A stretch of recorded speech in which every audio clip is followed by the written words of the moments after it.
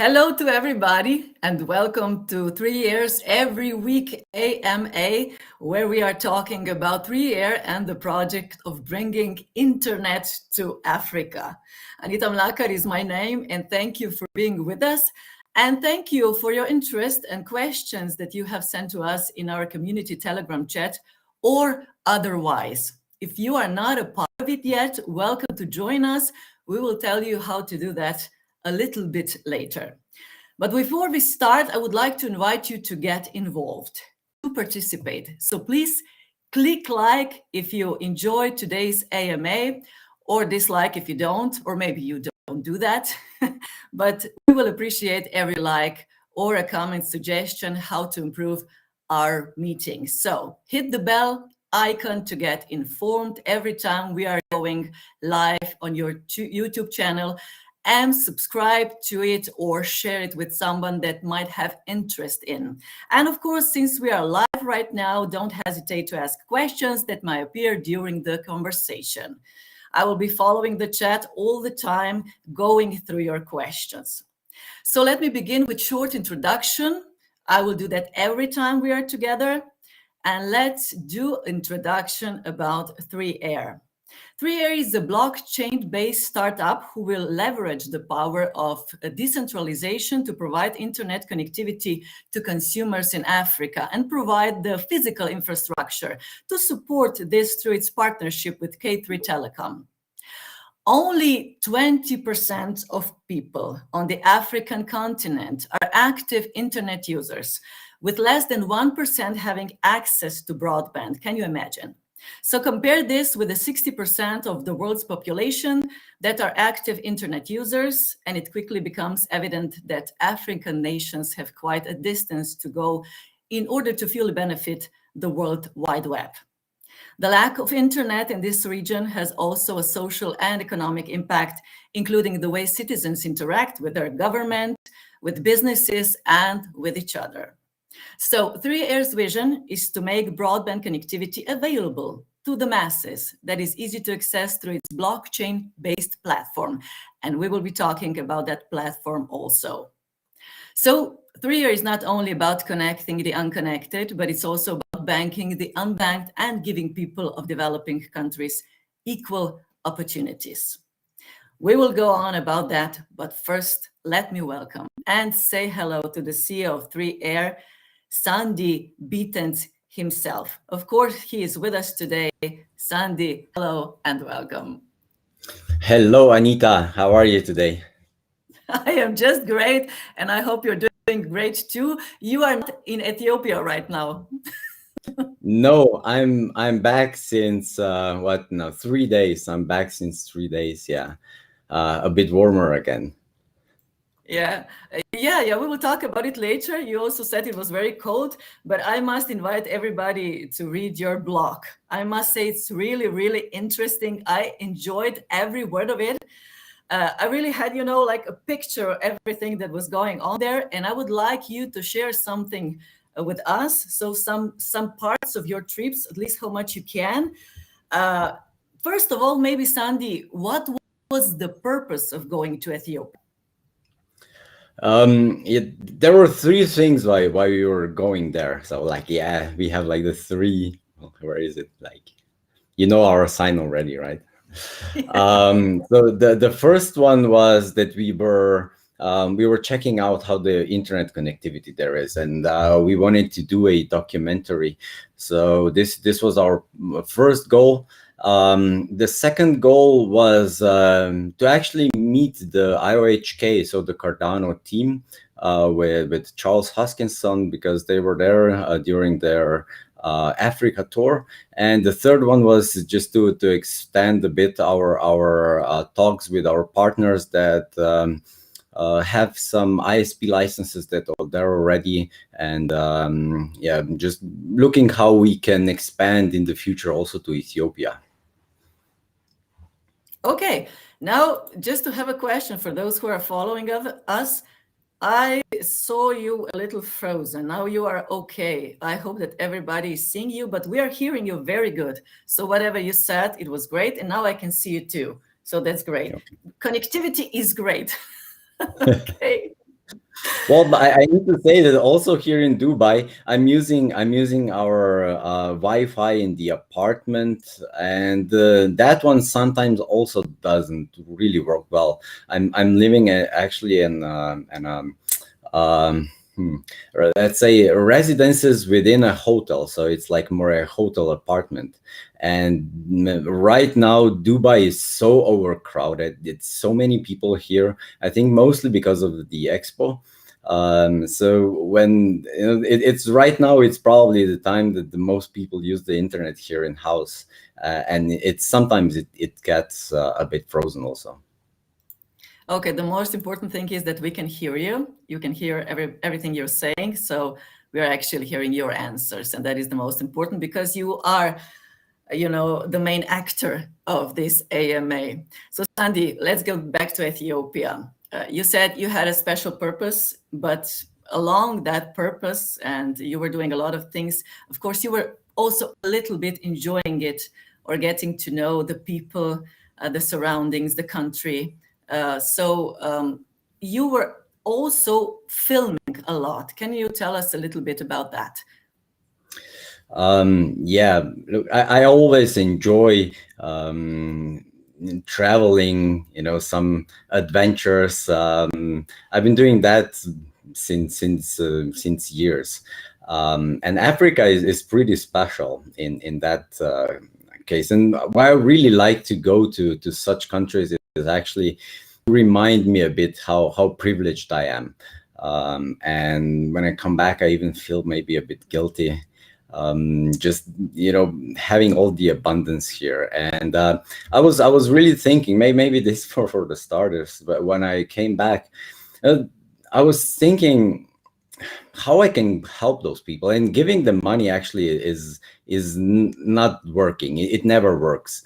But I think with good education, with providing good education and other opportunities, I think that's the way to go. And with this, we can really help a lot of people and empower them. And for me, even for me personally, that's internet. If I wouldn't have internet, I would still be somewhere probably working a normal 9 to 5 job. But because of internet, actually, I can work from wherever I want. I met so many people that I would never meet else, and so on. So I really see a big empowerment in giving people good internet connectivity. Yeah, and this is But go, yeah, you. just go ahead. I also I put up a few videos. Let's see if that's working. Maybe we can go through the videos. I'll just explain a bit how it went. So I actually went there on. I think that this is just when I arrived. A friend of mine, Stevie, picked us up, me and Petra, and we were just first driving to his home. And yeah, that's an experience. I also have a few more videos about driving there. But on Monday we started the filming, so this was the first day of our documentary, and we first went to this village, and that's a part of it there. And there was actually some construction going on, and there were also some businesses going on there, and they had a new tower, a new mobile tower. So at some points the connectivity was really good, but at others it was again going down to 3G, or edge, and it was unusable. So here we interviewed a farmer, and he was kind of new to internet because it's a month that he was able to use it, because before he said that it was impossible. There were just no connectivity good enough that they could go in on the internet. So he was telling us that now, since a month, he is trying to go and learn the internet, and he's already looking up some information about how to raise cattle and such stuffs, and trying to connect and get the prices for selling his crops and so on. And also, of course, for his children, to be able to educate themselves and so on. But he didn't even have the concept about e-schooling. So there are also kids running around that should be in school. It was Monday, so they should be in school. It was Monday morning. But not everybody is actually registered there. It happens that a lot of children just aren't registered, and if you're not registered, if you don't have an ID identification, you cannot go to school there. And because it was like we were literally driving past the school a few hundred meters back, so they would easily be able to go to school, but they were just running around us there. And we also asked them how it was during COVID, because during COVID everything was closed there, also the schools, and the kids just didn't go to school, and that was it. So I really thought that if they would be able to have really good connectivity, that would be amazing. Their life would be far easier, if you ask me. There also we tried and checked the internet connectivity, and if we got lucky, we got around 4 megabytes per second download, and that's pretty decent. You can do a lot of stuff with 4 megabytes per second download. That's where usually you can start watching maybe some YouTube videos and doing some online calls and such stuff.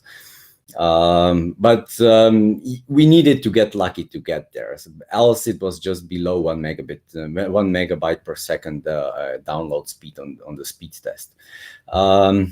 Then yeah, I was just wondering, when you said the children are not going to school, or when in this COVID situation, we solved that problem with making online schools. We just changed the way we were taught till now, and we went along with it. So just thinking about them not even going to school physically, maybe they could in a way solve this problem with this better internet or online. If this is the problem, that are not registered are not going, children that are not registered are not going to school. So I was thinking this is really something, maybe just a thought, what you are doing. Actually, you're making it all possible with this broadband internet. I think that internet and blockchain in particularly can solve a lot of those issues for sure. So also some registration things and providing people with IDs, it's now possible on the blockchain. There's a lot of things that need to happen, but being there early and one of the first players and having actually a connection to the government, as ISPs do have, I think that we could with time become somebody who can provide such digital identities to people for sure. But if there is internet today, you can learn from home. You don't need to go to a really formal school or something like that. There are so many classes online that you can access whenever you want. Either way, I think it's not far away that the whole schooling system is going to change. It doesn't make sense to do it traditionally anymore, because our lives have changed so much in the last decade, or let's say 2 decades, since we are living in this information area. Our schools are still, the education system is like 40, 50 years old. It doesn't make sense to learn everything by heart. What you need to do is you need to be good. You need to understand how to find and how to actually combine the information that you can find online and use it the right way. So I'm pretty sure that the traditional system, educational system, won't last long anymore.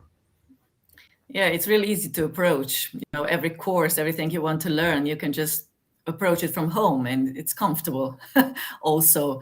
So Sandi, you were saying you were filming, you were going to these families, and of course you will tell us more where you went. But how are you communicating? Do they speak English? Oh, you see this guy? No, they don't. Most of them don't. The people in the village, nobody spoke English there, so we had a translator, and so this is our how do you call him? I would say he was the director of the documentary that we were making, and he was speaking English quite good, so he was translating at us everything. But the woman here that was doing the interview, so she was an actor. She was also living or at least visiting, I think, US in the past. So she had a really nice house. She's living in a really nice area in the city, and she even had a cable connection. So you see here the router, and this one is connected to the telephone line. But this was really working bad. So this was even worse than the mobile connection. We saw there the TV. The TV is working with the satellite dishes.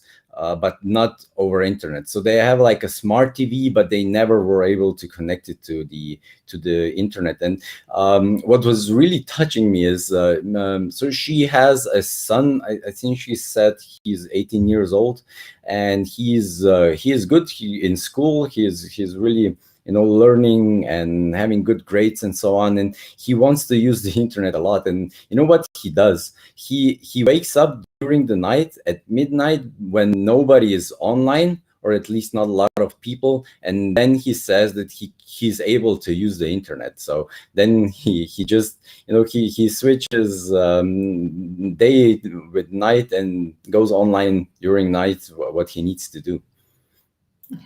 So yeah, just getting along with what you have and trying to find a solution.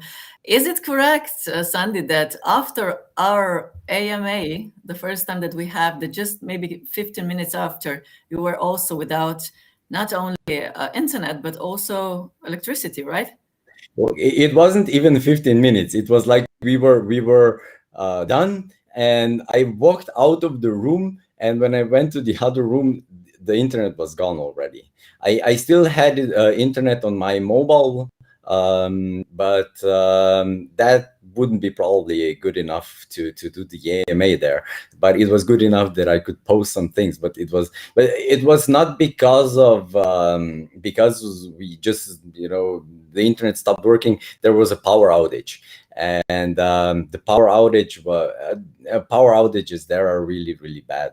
At least from my experience. So the both times that I visit Ethiopia, we had power outages that lasted for 2 days. Maybe we had like a few hours in between. And Ethiopia is really cold. At least for me, I like it warm. So the first time I was so caught up. I thought, okay, we are going to Africa for sure. It's gonna be hot. And I was going from Dubai, where it was really hot. I thought, okay, it's going to be something similar. But then Addis is really high, so it's almost 3,000 meters high, and it gets cold during the night. And there is no heating in the houses, and also it's not really well isolated. So if it drops to 10 degrees outside, it's going to be 10 degrees inside at the same time. And then you are without electricity, then you're also without warm water, if there is water. So. Yeah. Yes. So how are they solving this problem? Well, They're if you're they're mostly there without it. If you can afford to have an aggregator, so you then produce your own electricity with some gas, then that's it. But it's also, you cannot just be on that one all the time. So then you just you turn it on for maybe a few hours, then you turn it off again. Yeah, it's just amazing. You said when we were talking about language, and I was reading your blog, there's not only one language, there are different language from every few kilometers, or did I understand it correctly? Oh yeah, that was also funny. So we had a friend with us who speaks Amharic there. That's their native language, and we were driving out of Addis. I don't know. You drive there quite a long time, so it took me to drive 16 kilometers. It took me between an hour and 2 hours. It's really. I think that we were driving like an hour out of Addis, so I think we made like because there was not a lot of traffic, probably 15, 20, maybe 30 kilometers max. And there was just somebody speaking a totally different language. That village was speaking a totally different language that nobody could understand. It had nothing to do with the original one. Yeah, so I think that because the villages didn't have so much connection one to the other, they just developed different language, and then now they don't understand each other. Yeah. Sandi, were you interesting for the children? There usually, when you come to Africa, there are a lot of children always around the people that come from Europe or other parts of the world, even begging. Were there any beggars? Are they hungry? There are a lot of beggars. I think I have a video there on when Petra was giving away some apples, but it was really hard tearing. Before that, um, we were told not to engage with beggars because usually you get robbed afterwards, or in the middle. But we just couldn't stand it, and then we just said, look, we're gonna give them some bananas that we have had with us. So Petra gave a two bananas, I think, to two girls there, and they were really really happy. At first, I was thinking, okay, maybe it's more like Europe, when everybody's begging for money and so on. But no, they're really really hungry. And when she gave the girls the bananas, a moment later, a boy ran after them and just stole the bananas from them. It was like really, really hard hearing. So then we said, look, let's look what we have with us, in regards to food. And we also went and bought some food, and then we just gave them that as much as we could. Yeah. Yeah. That's one of the places where you'll find a lot of those people that are hungry, so on. If they're begging for food, then it's serious. Usually they're begging, for money or something. But if people are begging and taking the food, then they're really hungry. Yeah, that's it. Talking So about. here is Mhm. Petra. Right now she is giving the apples to the girls there. Those were also the girls that got stolen the banana before. So yeah, Unbelievable. it was quite hard, but it was also, but Petra, it was me. So Petra was driving with a friend there, and what happened to them, at the red light they were stopping, and then there were people running around there. They're always running around there asking for money. You shouldn't open the door, the window there, because you'll probably lose your jewelry if you have some or something like that. But what they didn't open the window, but what happened is they were left without a mirror. So a back mirror on the car was stolen, and apparently there is like a marketplace that you pay a bit, and then you get your own back. It's like this. Just because we were talking about food, how about the food that you've tasted? Can we get used to the food there? It depends. You need to I do like it, but I wouldn't probably be good on it for a long time. They make like a kind of a pancake bread that's fermented teff. And it's really really hard to make, and I think that the altitude that they're at actually makes it really good. What I've heard is that the flight that's flying, the first flight in the morning from Addis to Dubai, they usually just bring this bread because they cannot make it here in Dubai as good as they can do it there. Really? So that's the basic. So you have this bread that they roll like a, you know, like pancake or crepes, and then you have like different meats on it, and um, just vegetables and such stuff, or a curry or something like that, and then you eat or everything with the hand. And it's if it's not used, I like it, I really like it, but it's a bit gross, you know, because then you really have your fingers totally dirty because everything is just you know, running around, and yeah, but it's nice. Going It's back to good. being a child, you Oh, something know. like that. Yeah. So it's normal that you use your hands eating. Even like you would probably even eat the soup with the hands. Yeah. Well, just another question before we do get go to the business, or what else did you experience there filming and meeting people? Just tell me, is it true that there were hyenas outside when you were sleeping and you actually heard them, or did you even see them? No, we saw them. We saw them. There. So where we were sleeping is we are actually sleeping in a really nice place, but it's not yet built, fully built. And in the houses that are still under construction, the hyenas just hide there during the day in the shade, and then they come out. So we were like, you know, 1 block from us, there were like a pack of hyenas running around actually every night. But they're nice. They're nice. They're I nice. couldn't kill them. So Petra made a good image, but filming them is a bit difficult because everything is just dark, and if you just have a light, then just the part that slit it's on the video, everything is really dark. So I don't have a video. Some are really, Okay. really scared of them. I'm not so much scared, I don't think. But I think, yeah, the kids should be a bit scared. But I don't think any hyena would attack a grown person. But for children, it's probably a bit different. Yeah. Yeah. I just thought you would say they're pets. You know, like hyenas are from, when you know they're No, taking them no, like pets. Oh my God. no. They don't like it like them like pets. No. Okay.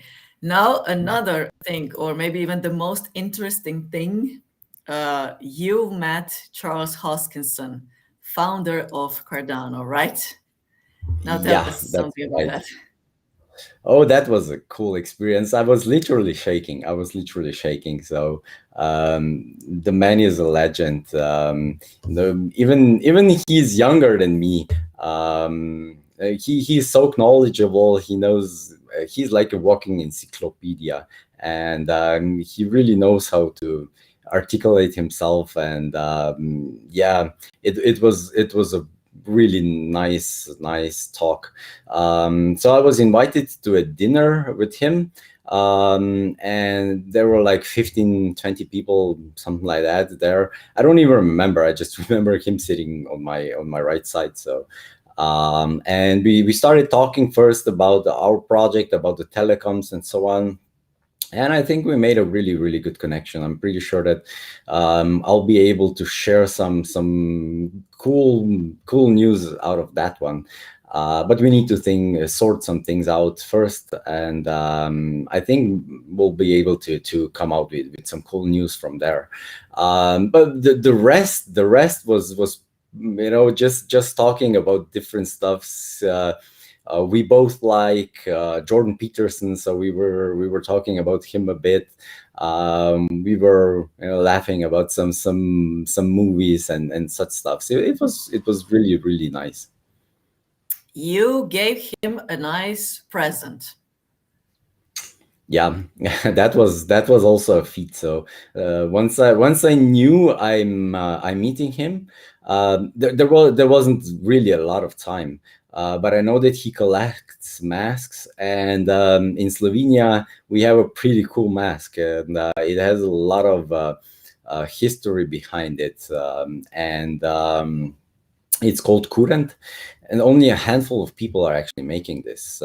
So I was pretty sure he wouldn't know about the mask, and he didn't. And but he was just looking at it, and he was already recognizing some symbols on it, and he just knew what it means. It was like, okay, I don't need to tell you. As I said, like the man is like a walking encyclopedia, so he's really knowledgeable. But he liked it so much that he actually said he'll make it a centerpiece of his collection when he sets it up. And he even mentioned it afterwards in his AMA the day later. Showed the picture. Okay. Sandy, who else did you meet? What else did you film? Well, we filmed then also, we filmed a few other places. For instance, we were in a bank. No, we didn't film there, but this is actually the bank. So we were like and in the center. So this is a bank. It's really a new bank. You see, even the elevators are like golden and so on. There was no connectivity there, not even mobile. And we were speaking to them. They didn't want to speak to us on record because they said like the connectivity is so bad, and even if they say something about it, they might lose even them, and they cannot afford that somebody cancels them even that subscription. So they told us when the cameras were off, they told us how the things are, and they're not looking really good. It's hard to run a bank without a stable connection. So the next day we also went for a school. This time we went for the best school in town. It's Cambridge International, so they're really trying to have like international standards there. You see, it's a big compound. This is we were allowed into a class, so the kids were learning about computers here. They said they're using a lot internet as a tool. They also tried to do homeschooling during online schooling during COVID. And they were kind of successful, but the problem was that the kids at home didn't have the internet connection then, so they were able to do a course online from their side, but there are a lot of kids missing because they didn't have the connection there.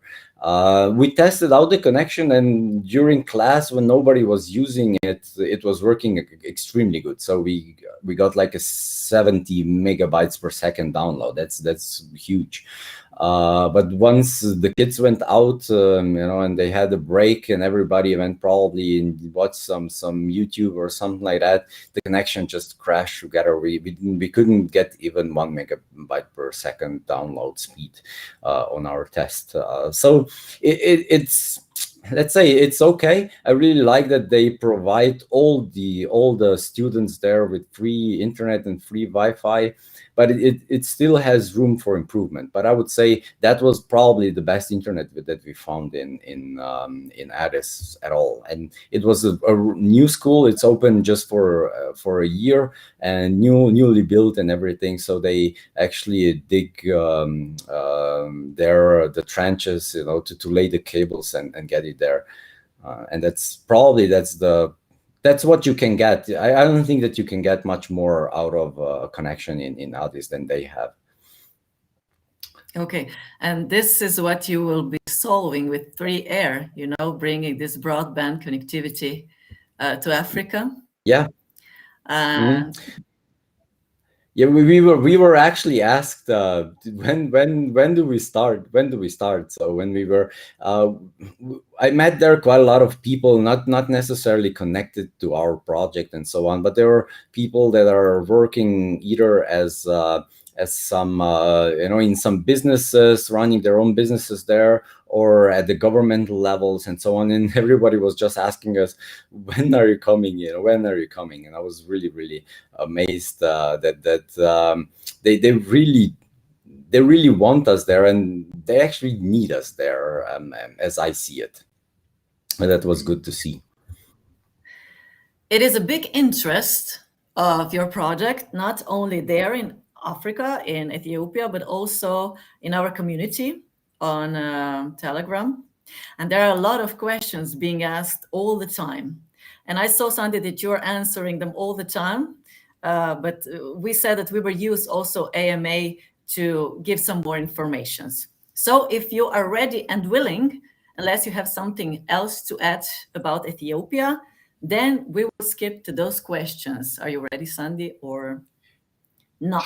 Sure. Okay. We can Okay. do that. I think we can. Let's see if we have still something interesting in regards to the videos. Yeah. But that's the driving a bit. Oh yeah, those were really sweet kids. There they like to come and touch you a bit and take some photos. So that was really nice. They're so cute. Yeah, they are. They really are. Let me see if I have Yeah. still. No, that's it. I think that's it. So. Okay. Yeah, why not? Let's go. Let's go to the questions right now. I think we were quite long already. Yeah, a bit Yeah, over we, half an we hour. did more than a half But an hour, either but way, Charles does like 2 hours AMA, so we are not yet so popular. But why not? Right? yeah, why not? It was very interesting. I really enjoyed it. And I know you are the right address. If me or someone else is going to Ethiopia, I'm sure we'll have a lot of questions and you will help us out.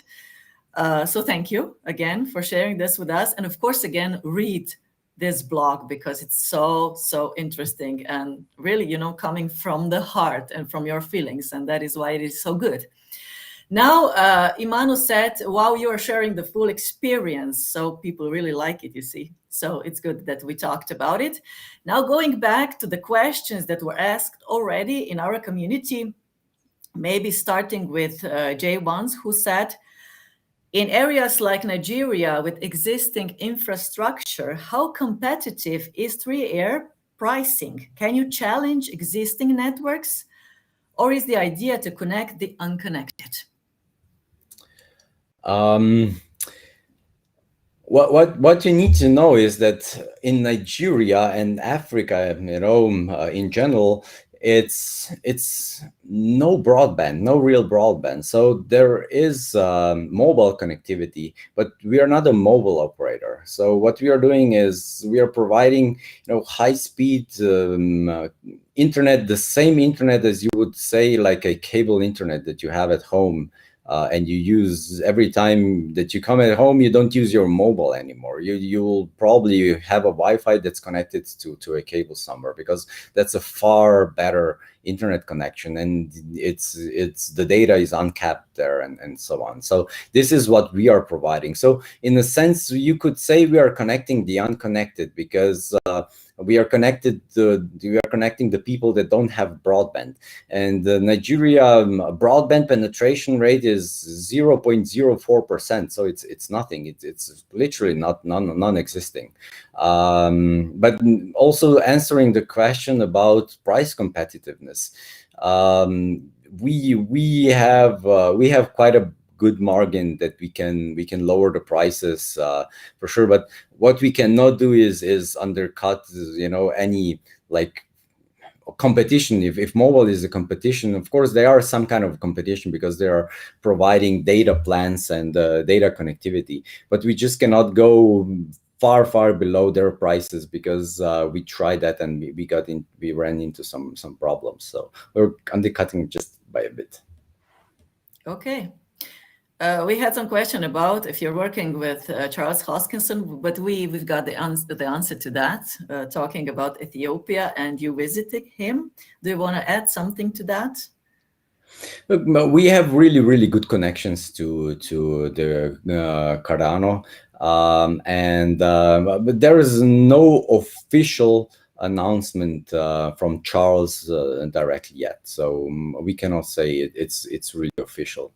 But the connections are there, the talks are going on, and something official will come out pretty soon. I think so. Okay. Bernie is asking, so first you need to raise the money and then you start with the project, or can you start even if you don't get everything? To actually build out the infrastructure, we'll need to build. We'll need to raise the money. We can start building the platform with the money that we've raised so far, and we already have a working ISP. So there are for sure some plan B in place if we wouldn't be able to raise the money. But right now, I'm not really scared that we won't be able to raise it. Okay. But There to is build the another question. infrastructure, we need to get the raise in. Yeah, that's it. So if we want to enter Nigeria without the raise, we won't be able to enter Nigeria. Okay. There's another question. It says, has the infrastructure been set up or still in concept stage? And I had that question too. What will the physical infrastructure consist of? So we already built it once. The technology has been developed in Slovenia for over a decade right now, and K3 built a whole ISP out of this technology, and it's working for around 2 years now in the testing ground in Sierra Leone. So it's not that it's something that we are figuring out how to do. But in Nigeria and in all the other countries that we want to go into, there is still no infrastructure there, so we'll need to build it, and we need around 6 months to build it and get connectivity to a big city. So once we enter Lagos and Abuja in Nigeria, we'll need 6 months, give or take, to connect the first clients. And what we need to do is so we start with 2 to maybe 3 base stations, so it's like it looks similar to a mobile tower, and on the others, so once we have this, then when the clients come to us and they want connectivity, we go to their home and install a bit of a technology, a transceiver on their house or wherever they are, and then we just connect them. That's the easiest part afterwards. Okay, there's a question. When do you plan going live to Nigeria? So once we have the raise in, the plan is to start in immediately. So in best case, we will start in September and then connect the people there. The first connection will probably happen in 6 months. So let's say early July. Okay, thank you.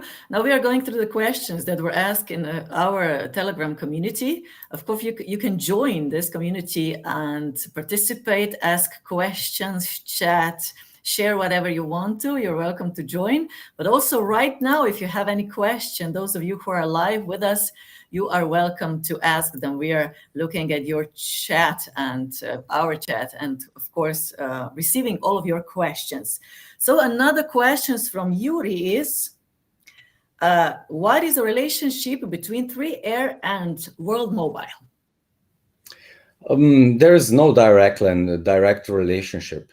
I heard that they are considering us as competition, but I actually don't see us as competition. So we had some talks with them in the past. We have some common friends and so on, and we even think that our technologies can be a bit combined, and we could help each other. And I strongly hope this will happen.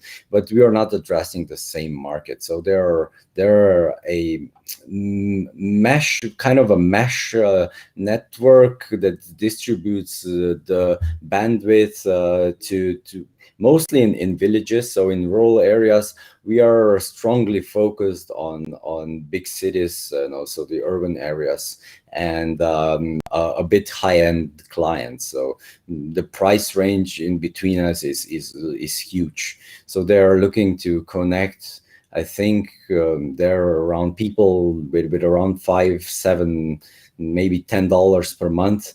So our subscriptions cost around 70. Our average in Sierra Leone monthly income per user is $127. So we are really far away. So I don't see us as competitors at all, and I really hope that that we can have a good partnership and collaboration in the future. Okay, talking about Sierra Leone, there's a question. I still don't understand why Sierra Leone was chosen as a proof of concept, or is it because it's a country in Africa and it's good for marketing? Oh, it's not good for marketing. It's actually the toughest place that you can do business with our technology right now, I think. So, there are a few things why we chose it. So we had some connections there. It's a small country. The city is only 1 million people. That's small for Africa. So we said, like, if we walk up, then we won't do a lot of damage. Then we can just try and start somewhere else. Well, fortunately, nothing.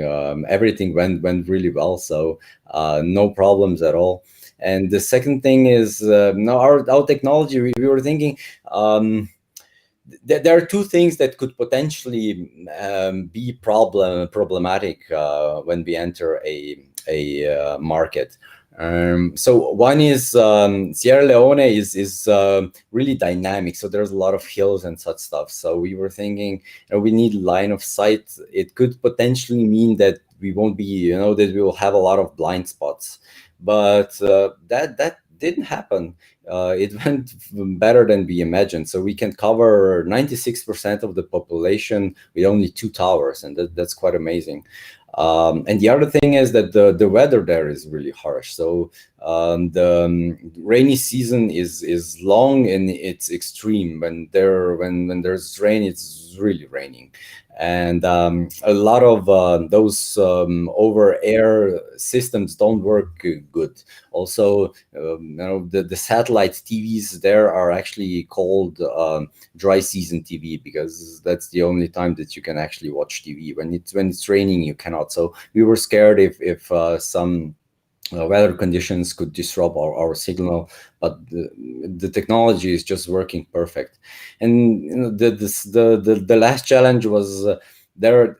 The country is really poor, even for Africa standards, and still, even if it's poor, we are actually getting people wanting our technology and actually paying $127 per month on average. That's not the retail. That's the businesses and the retail combined. But it's a high price point. It's actually higher than in Europe. Now there's a question relying to the tokens, and we can maybe talk a little more about this pre-sale. But the question is, I know 3Year hopes to be more decentralized in the coming years. For now, how does 3Year as a company make profit from 3Year tokens? Okay, it was there. You got cut out a bit, so Okay, I just okay, heard I'll how does 3Air make money from out of 3Air or tokens? That's the question. profit. Yeah, it was how does 3Year as a company make profit? Is it from 3Year tokens? Oh, so 3Air is running a platform through which everybody will connect to the services provided. So 3Air is actually taking a cut in form of fees. So every transaction needs and will go through the platform. And the 3Year will take a percentage of that transaction as fees, and so it's a fees based business model. There are a lot of questions about a token pre-sale. Could you tell us more about it, or just explain when it is going out? I think it's the 26th of November, if I'm not mistaken. So we are already in pre-sale. So we are in private pre-sale. We closed the round one of the private pre-sale, and now we are in round two. And there is also round three coming up once the round two is closed. But the public pre-sale will start on the 26th, as you said. And yeah, there's a lot of question how to participate. So the private pre-sale is case by case, so you can contact us on the best is just over email at info@3year.io, and you'll need to go through the KYC process with us, and you'll get a SAFT contract, and yeah, that will be just handled case by case. So this is more for the bigger investors, the institutional investors, for, we call it smart money, that can also help us a bit with some ideas, promotions, and such stuffs. And the minimum ticket there is $48,000.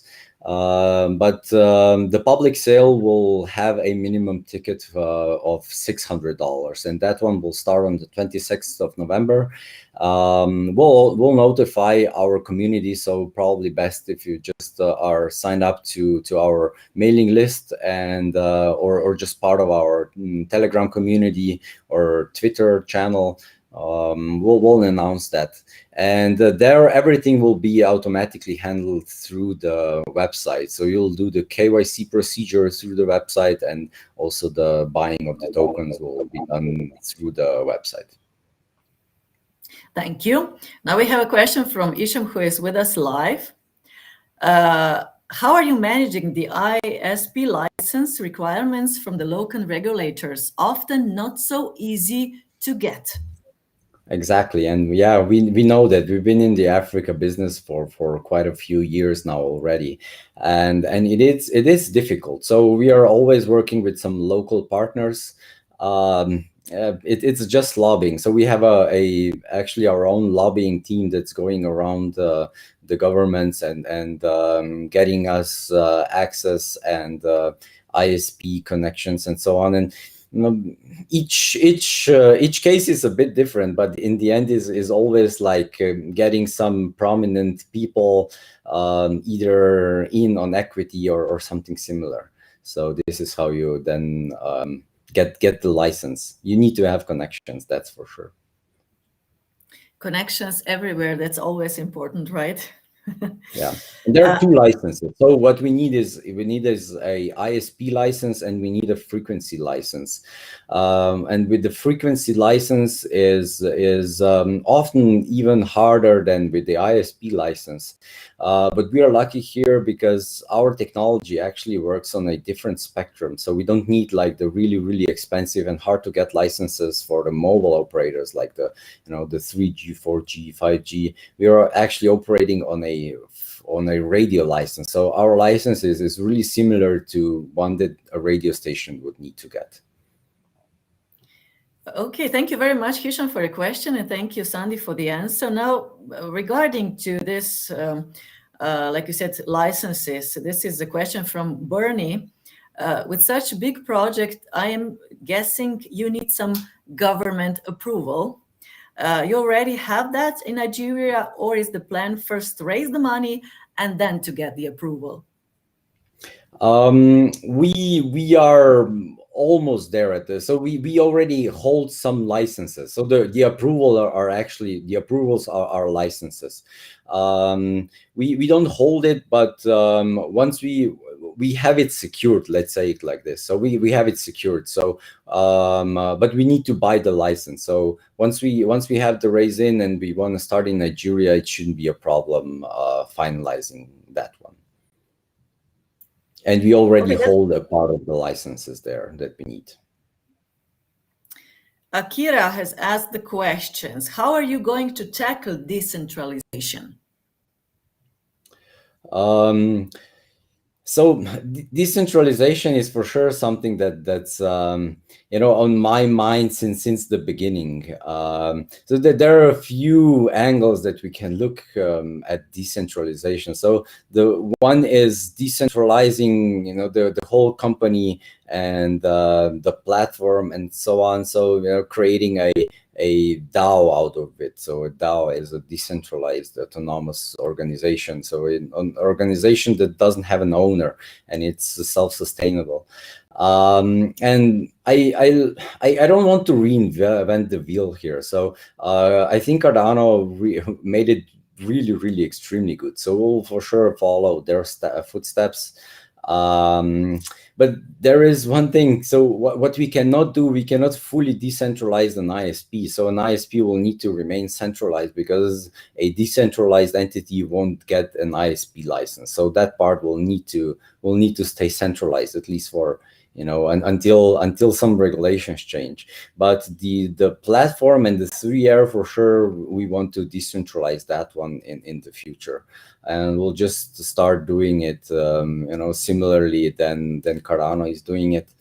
Then the other thing is decentralizing the token. So with the token, what we really were thinking about. So at first, what we wanted to do is prevent major holdings, so like really big whales, and that's why we actually made put a cap so nobody can hold a big amount that could crash the market. So we are not even big investors. We are not allowing to buy huge parts of the token, and that's also why we are going into a bigger public pre-sale, because we want to have a lot of people holding the token. And then also everybody that will need to get and want to have our services will need to become a token holder. So I think that will become one of the most decentralized tokens in the end. And also with staking usually leads to centralization of the token, but we kept the staking part there also. So you'll be able to get some rewards, but up to a certain point, and then after that point you just won't get any additional rewards anymore. So those are mostly how we are tackling decentralization. Thank you. We have a couple of more minutes before we reach an hour. We really went through a lot, huh? This time. Oh yeah, it for me it was really quick. So maybe at this point, because I think that YouTube doesn't really like videos that are more than an hour long. So maybe we stop here and we do the rest of the questions next week. What do you say? Yes, we do. Just another question. I have to ask you this question, Sandi. It's about giveaways. In the community in AMA, can we expect something?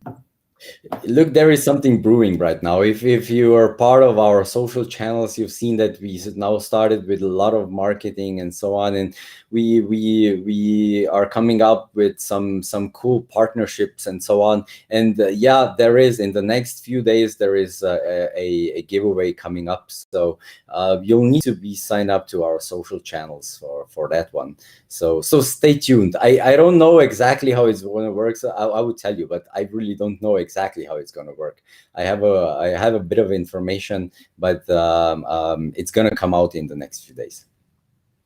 Okay, we have another interesting comment. As you can see, I have never seen a vision like 3R and his partners K3, which bring Africans to a higher level. Those who have the ability could get on board and help. Yeah, so that's a comment. Yeah. Yes. No, I really have. I'm so passionate about this project. I think it's really life-changing. I know, and we have so much more to talk about the team and everything that you are preparing, but that will have to wait till the next time, Sandi. Now, just what we have to do is to invite you to get involved, to participate, to subscribe to the YouTube channel, to be a part of the Telegram community. So join us, ask questions, be here with us. And that is how you will learn more about the project and, of course, about the 3-year, right, Sandi? Yeah, exactly. Okay, thank you very much for being with us this whole hour. Thank you for answering all the questions, and you will be answering more of them in the community. But also, let's invite everybody to the next AMA that will be in a week. That means on Wednesday, 5 p.m. Central European Time. And of course, you are welcome to join us every time. I have enjoyed this conversation, and I'm looking forward to the next one. Sandi, thank you very much. Thank you. See you next And week. have a nice evening. Bye-bye. Bye-bye.